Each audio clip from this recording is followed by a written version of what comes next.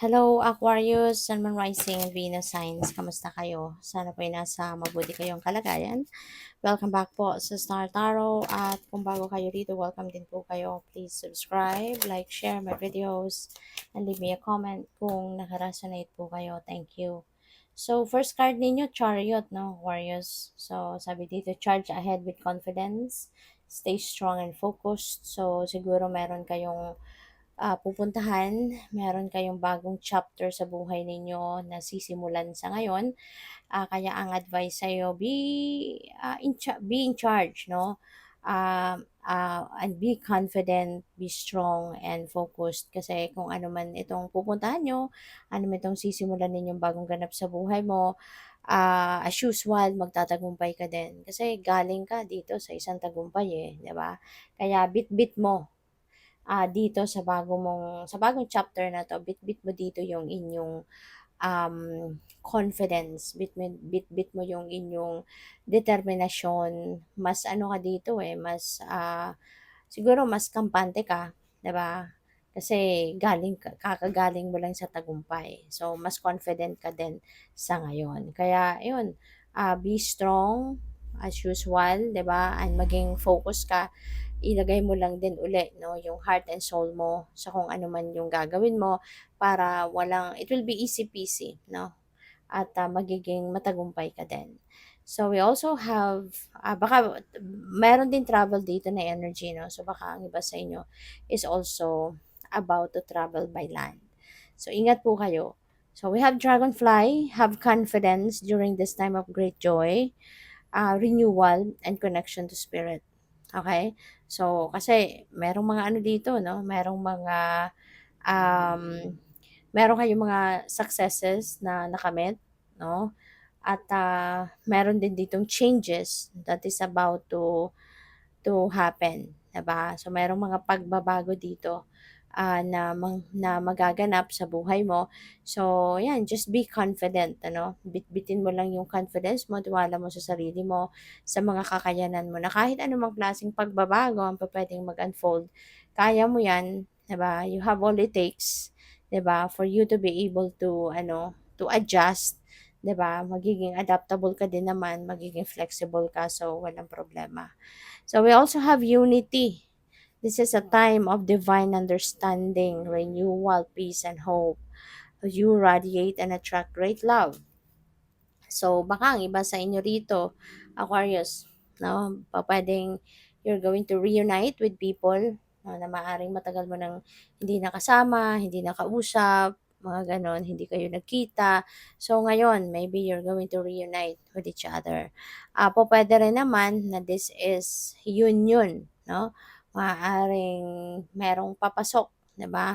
Na bagong tao sa buhay mo, maaring love connection ang magiging dahilan nito, baka magkakaroon kayo ng relationship with someone, puwedeng gano'n, or pupuwedeng magkakaroon ng pagkakaayos, 'no, kung meron man kayong kaaway, meron man kayong hindi kabati sa ngayon. So, this could be the time 'no, na magkakaayos na din kayo. So, what else? By the way, maraming salamat for subscribing, and if you haven't subscribed yet, subscribe na kayo. And also, maraming salamat din for not skipping the ads.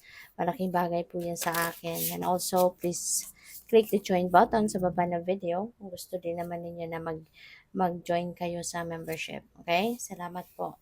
So, revelation. No? Meron ditong ipapakita sa'yo ang divine universe. And since we have needing direction, so most likely, 'di ba, yung revelation na to is sagot na sa iyong dasal. Kasi po pwedeng kayo ay nagdadasal, humihingi kayo ng direction, humihingi kayo ng sign, kung saan na ang dapat na path na tahakin mo.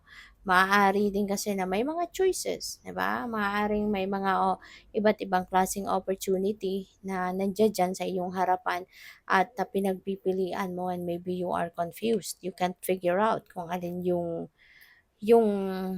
path na pipiliin mo, hindi ba? So, yun. Pwedeng since you are needing direction, maaaring ito din yung sagot sa'yo. Huwag kang mag-alala, 'di ba, Aquarius? Ako bahala sa'yo, maaaring 'yun ang sasabihin sa'yo ni God, and I will show you the way, 'di ba? So kaya nga, importante 'no, when you are asking for direction, when you are praying for guidance, napakahalaga na gagawin mo din yung part mo at, pakinggan mo lagi kung ano yung inyong intuition, okay?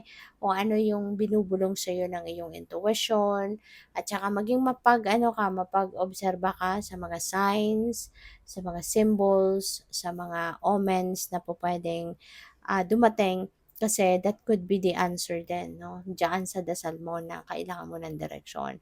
But yes, there is guarantee sa inyo rito na whatever path this is na dapat mong puntahan, diba, that will be revealed to you.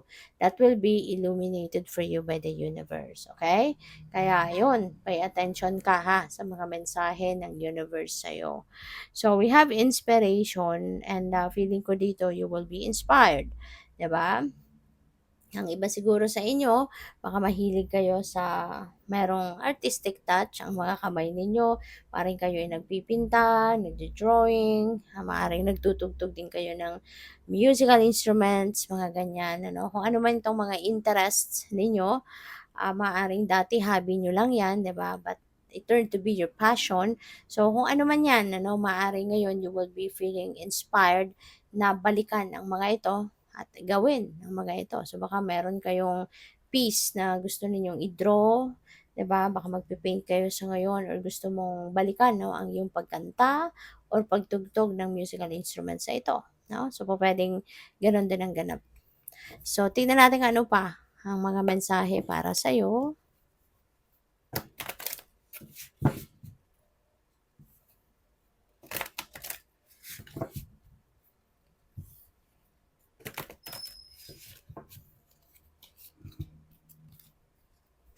So, we have the High Priestess. Ayan. So, si High Priestess, 'di ba kanina parang na-mention ko na kailangang makinig ka sa iyong intuition para na magabayan ka ng universe, ano? So, ayan, paalala din ito sa iyo.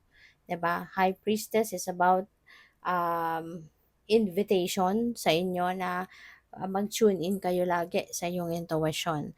And even sa iyong dreams, kasi minsan ginagamit din ng divine ang panaginip natin para maghatid sa atin ng guidance. No? Kaya kung naaalala nyo pa no, yung inyong mga panaginip, kung ano man ang napanaginipan ninyo, kung naalala nyo pa yan, no, pagising ninyo, make sure na isulat ninyo agad yan sa papel, diba? Or sa cellphone ninyo, sa notes ninyo, isulat ninyo agad para hindi ninyo makalimutan, no? And make time to look for the symbolism, no?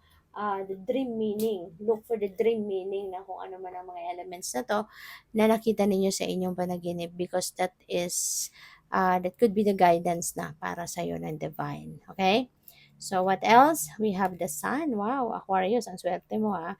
Napaka-blessed mo, napaka-swerte mo. Kasi si the sun, ito yung pinaka-uplifting, pinaka-maswerte na card no sa tarot. So, this signifies na the sun is going to shed its light on you. 'Di ba? Sa entire life mo, 'di ba? Kung ano man, iba't ibang parte ng buhay mo, yan ay mababalot ng liwanag. So, ibig sabihin na magaganda, no, ang mga mangyayari sa buhay mo. Mababago na ang takbo ng inyong pamumuhay, whether it is in kaperahang aspeto, relationships, family, trabaho, career, business, mga ganyan or mga pakikipagkaibigan. So, kung saan man, kung ano man 'no, yung parte ng buhay ninyo na parang kailangan ng healing, 'yan, maaayos 'yan 'no. Magiging mas maayos, mas magiging maganda nga na ngayon ang inyong sitwasyon, okay? So, yeah, this is about successes, 'di ba, good fortune, good health, 'yan, mababalot ka ng mga ganyang sitwasyon. So, what else? We have Ace of Wands, ayan. So, Ace of Wands is a new beginning. At ito ay related 'no, siguro sa baka meron kayong mga offer sa ngayon na, pupuwede ninyong pagkakitaan. Ang maganda rito kasi pupuwedeng bagong career path ito na magbubukas para sa'yo. Baka merong bagong offer sa'yo of a career path and since we also have inspiration, baka talagang mai-inspire ka sa ngayon na gamitin, no, yung inyong passion, gamitin yung mga ito, mga interest mo, um, para dito, no, baka gawin mong yun na ang maging trabaho mo, 'di ba? Baka alam mo na, kung ano man ang opportunity 'no, na dumating sa'yo, maaaring dito mo na magagamit yung passion mo, yung mga interest mo. So, good luck sa'yo. Thank you for watching. Love and light. Namaste.